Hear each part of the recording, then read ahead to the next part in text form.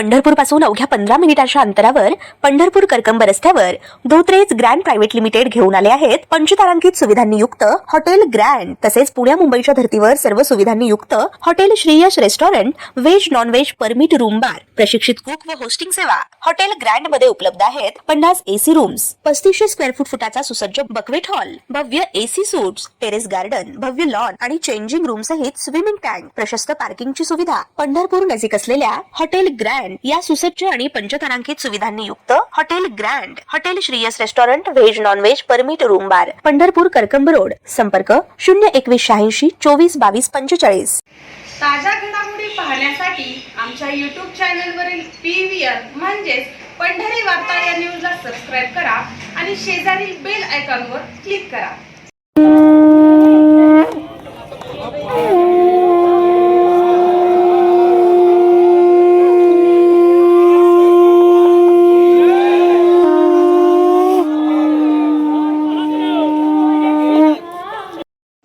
पंढरपुरातील मंदिर परिसरात प्रस्तावित कॉरिडॉर विरोधातील जनभावना लक्षात घेत भाजपचे ज्येष्ठ नेते माजी खासदार सुब्रमण्यम स्वामी यांनी कायदेशीर लढा देण्याबरोबरच महाराष्ट्र शासनाकडे पत्रव्यवहार करून कॉरिडॉर तातडीने रद्द करावा यासाठी सातत्याने पाठपुरावा सुरू ठेवला आहे।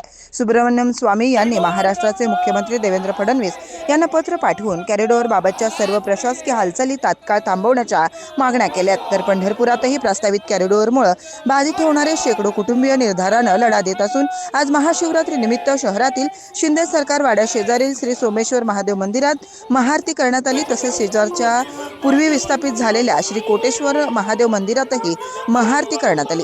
पंढरपूर तीर्थक्षेत्र बचाव समितीने सरकारला महादेवाने सद्बुद्धी द्यावी यासाठी साकडं घालीत शंखनाद केलाय।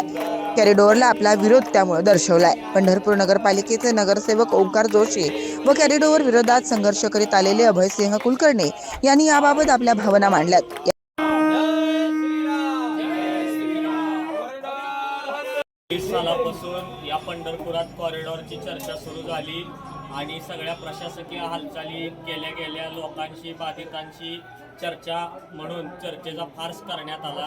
यावेळेला पंढरपूर नगरपालिकेची कुठलीही बॉडी अस्तित्वात नसताना आपण लोकशाही राहतो म्हणतो, मग लोकांनी लोकांच्या हितासाठी चालवलेलं राज्य म्हणजे लोकशाही आहे आणि त्या लोकशाहीने निवडून दिलेली बॉडी अस्तित्वात आल्यानंतर पुन्हा एकदा बॉडीच्या समोर या कॉरिडॉरची चर्चा झाली पाहिजे, लोकांचं म्हणणं जाणून घेतलं पाहिजे। आत्तापर्यंत ज्या प्रशासकीय राजवटीत जी काही प्रोसिजर झाली ती सगळी बेकायदेशीर आणि मनमानी आहे असं आमचं म्हणणं आहे। त्यामुळं आमचा कॉरिडॉरला विरोध आहे।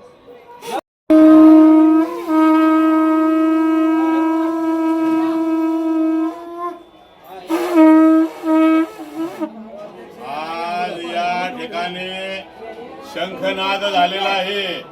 शंखनाद झालेला आहे म्हणजे युद्धाला तोंड फुटलेलं आहे। पण यासाठी गेले 8-9 महिने किंबहुना 2022 सालापासून वेगवेगळ्या प्रकाराने आंदोलन चालू झालेलं आहे। आता कॉरिडॉर विरोधी हालचाल म्हणून ज्या सुनावण्या झाल्या त्या सुनावण्यामध्ये 3000 नागरिकांनी भाग घेतलेला आहे आणि 3000 मध्ये 2900 पेक्षा जास्त लोकांनी कॉरिडॉरच्या विरोधात मतदान नोंदवलेलं आहे। फक्त 50 लोकांनी कॉरिडॉरच्या बाजूने मतदान नोंदवलेलं आहे। असं असताना सुद्धा शासन दिशाभूल करत आहे। म्हणून आम्ही माहिती अधिकारात माहिती मागवलेली आहे आणि आजच्या शुभमुहूर्तावर हिंदुस्थानचे स्वाभिमान बिंदू, हिंदूंचे स्वाभिमान बिंदू डॉक्टर सुब्रमण्यम स्वामी यांनी पंढरपूर कॉरिडॉरच्या लढ्यामध्ये पावित्र्याच्या रक्षणासाठी, संस्कृतीच्या रक्षणासाठी, हेरिटेजच्या रक्षणासाठी उडी घेतलेली आहे आणि महाराष्ट्राच्या मुख्यमंत्र्यांना त्यांनी पत्र सादर केलेलं आहे की तुम्ही ही प्राचीन वारसाप्राप्त असलेली नगरी उद्ध्वस्त करू नका, मोडू नका। म्हणून त्यांच्या या लढ्याला पंढरपुरातून पाठिंबा देण्यासाठी आज या ठिकाणी आंदोलनाचा शंख फुंकलेला आहे। हे सोमेश्वर नावाचं महादेव मंदिर आहे, हे पुरातन आहे।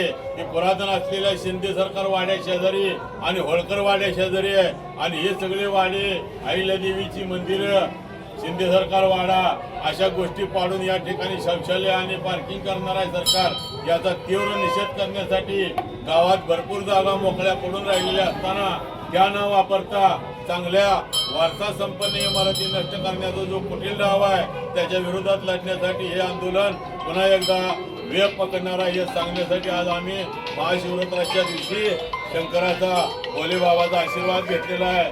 भगवान शंकराने त्रिपुरासुराचा वध केलेला आहे. आमचे हे सोमेश्वर महादेव, आमचे हे शेजारचे कोटेश्वर महादेव, मल्लिकार्जुन महादेव या सगळ्या कॉरिडॉर बाधित भागातले सर्व महादेव या कॉरिडॉरासुराचा वध केल्याशिवाय राहणार नाही एवढा विश्वास या ठिकाणी व्यक्त करतो आणि या आंदोलनाला आणि सुब्रमण्यम स्वामींच्या आंदोलनाला शुभेच्छा देऊन माझे 2 शब्द संपवतो. एक चित्त